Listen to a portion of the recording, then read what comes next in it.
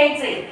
पहिल्याच्या 2, दुसऱ्याच्या 2 आणि तिसऱ्याच्या 4 म्हणजे 224 संख्या अशी मांडून घ्यायची आहे.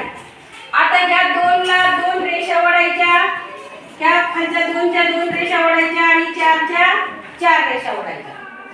2 ने भागायचंय म्हणून याचे 2 चा गट करायचा आहे. या पहिल्या 2 चा एक गट केला, दुसऱ्या 2 चा एक गट केला, तिसऱ्या याच्यामध्ये 2 चे किती गट झाले? 2 गट झाले. म्हणून पहिला एक गट झाला म्हणून एक अंक लिहायचा, दुसरा एक गट झाला म्हणून दुसरा एक अंक लिहायचा, तिसऱ्या याच्यामध्ये 2 गट झाले म्हणून 2 संख्या लिहायची आणि मग त्याचा आलेला भागाकार पहिल्या गटाचा 1, दुसऱ्या गटाचा 1 आणि तिसऱ्या गटाचे